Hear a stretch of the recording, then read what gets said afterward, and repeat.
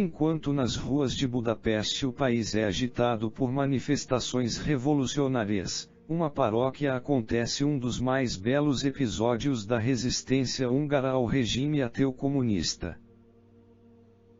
O maravilhoso milagre que a seguir vamos narrar, aconteceu em 1956.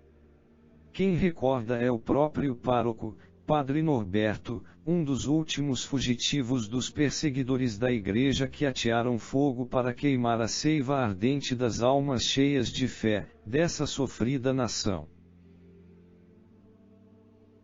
Nele transparece todo o vigor da alma católica do povo húngaro, moldado ao longo de 1000 anos por um número incontável de santos.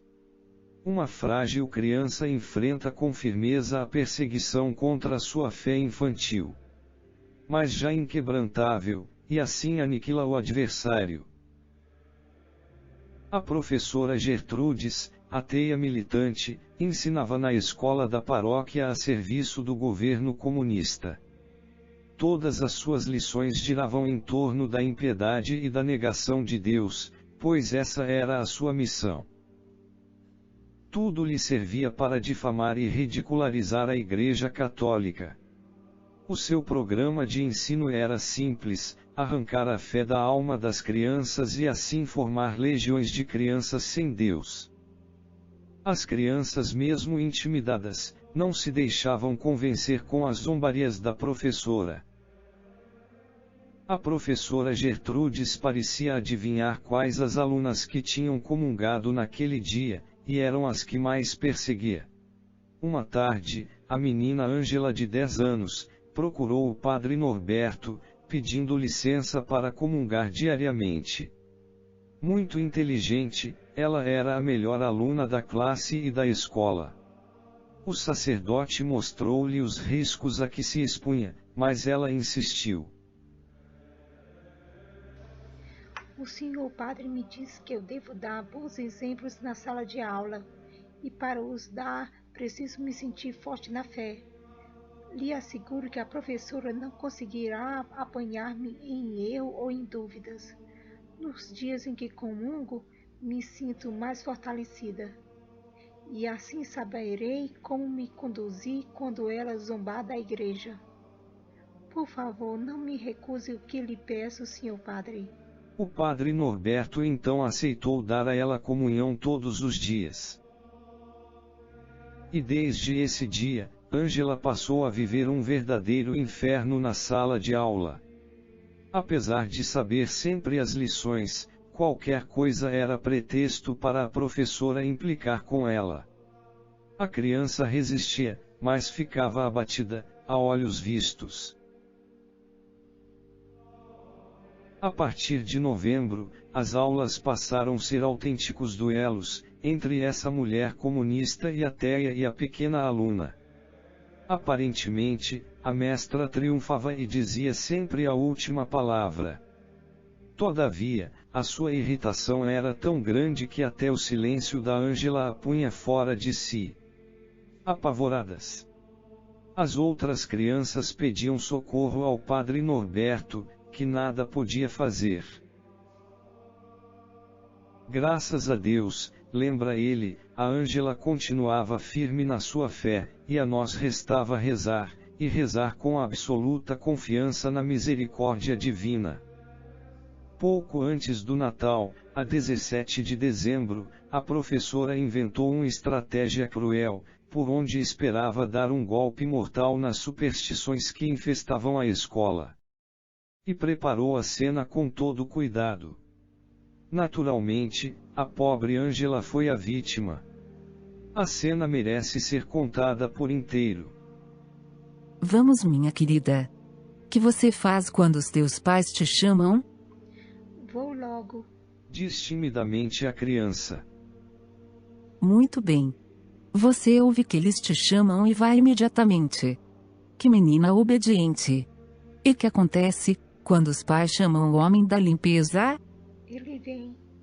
O seu pobre coraçãozinho bate aceleradamente, ela previa uma armadilha, mas não compreende em que irá acontecer. Gertrudes vai mais adiante. Os seus olhos ardiam como possuídos pelo fogo, como os de um gato quando se atira a um rato, contou uma das suas amigas. Tinha um olhar do mal. Muito bem, minha querida. O homem da limpeza vem porque ele existe. Você vem porque você existe. Mas suponhamos que os teus pais chamam a tua avó, já falecida. Acha mesmo que ela virá? Não, eu não acho isso. Bravo! E se eles chamarem o Barba Azul? Ou o Chapeuzinho Vermelho? Gosta de contos de fadas? Pois é, que vai acontecer então? Ninguém virá, porque são contos de fadas. Ângela levanta os seus olhos e baixa-os imediatamente.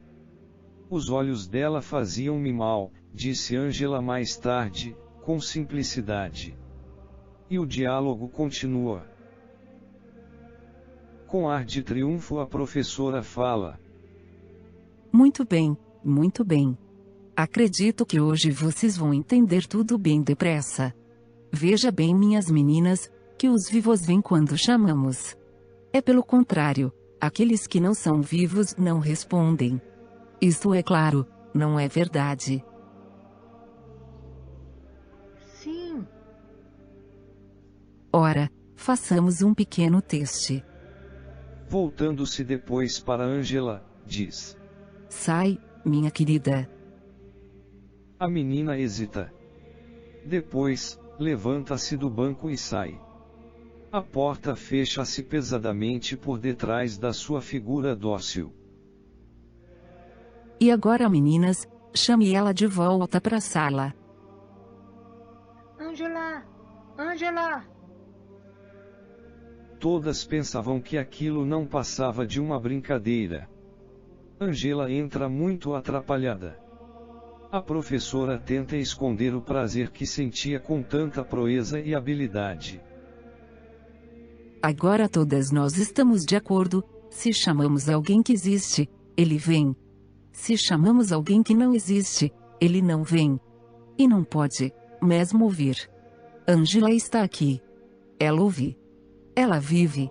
E quando vocês a chamam, ela vem. Suponhamos agora que vocês chamem o menino Jesus. Alguém de vocês ainda acredita no menino Jesus? Faz-se um breve silêncio. Depois algumas vozes tímidas respondem. Sim. Sim. E você, menina, ainda acredita que o menino Jesus ouve, quando você o chama? Ângela subitamente sente um alívio, aí estava então a armadilha, embora ela ainda não previsse muito bem como iria terminar. Com decidido ardor, responde. Sim, acredito que ele ouve. Muito bem. Vamos então fazer um teste. Agora mesmo, viram como Ângela entrou, quando a chamou? Se o menino Jesus existe, ele vai ouvir. Chamem, pois, todas juntas e muito alto. Vem, menino Jesus. Uma vez, duas, três, todas juntas.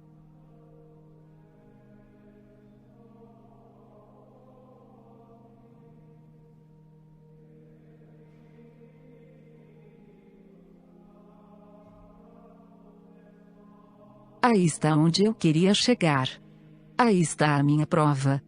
Não ousa chamá-lo porque sabe muito bem que ele não virá, esse seu menino Jesus. E se ele não ouviu porque não existe, como não existem o Chapeuzinho Vermelho e o Barba Azul. É porque ele é somente uma fábula ou historinha. E ninguém leva isso a sério, porque não é de verdade. As meninas perplexas, ficaram caladas. Esta brutal e aparentemente sólida prova, era um verdadeiro golpe rasgado no coração. Ângela estava de pé, pálida como a morte. Eu temia que ela caísse, disse uma das suas amigas. A professora evidentemente sentia um verdadeiro prazer pela confusão das crianças. E por fim, disse num ar triunfante. Acabei com o odioso Deus. De repente deu-se o imprevisto. Num lance inspirado, Ângela dirigiu-se para o meio da classe. Nos seus olhos que brilhavam como relâmpago, gritou: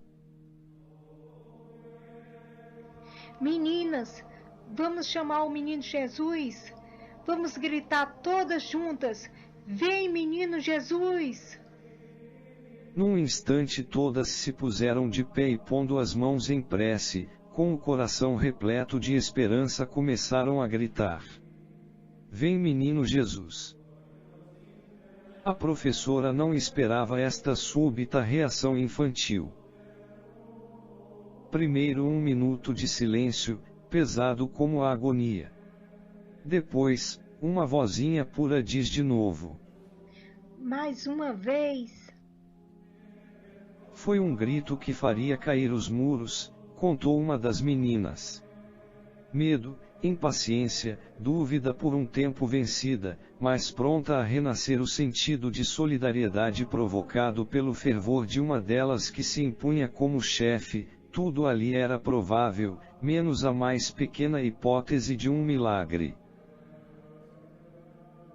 Eu chamei, mas não esperava nada de especial, confessou Gisela. Mas foi nesse preciso momento que chegou a resposta do céu. Eis como a contaram as meninas. Elas não olhavam para a porta, mas para a parede onde estava Ângela. Mas de repente, a porta abriu-se silenciosamente. Toda a luz do dia, como se dirigia para lá.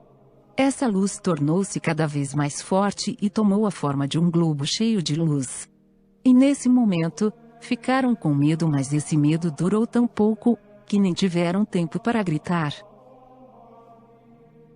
O globo abriu-se, e apareceu nele uma criança encantadora como nós ainda nunca tínhamos visto. A criança sorriu sem dizer nada. A sua presença era de infinita doçura. As crianças já não tinham medo. Só sentíamos alegria. Isto durou 1 minuto, 1/4 de hora, 1 hora.